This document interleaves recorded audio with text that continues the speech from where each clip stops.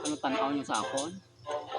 Nang karon lang mo nakakita o lalaki nga nagalaba. O, takmo na ba?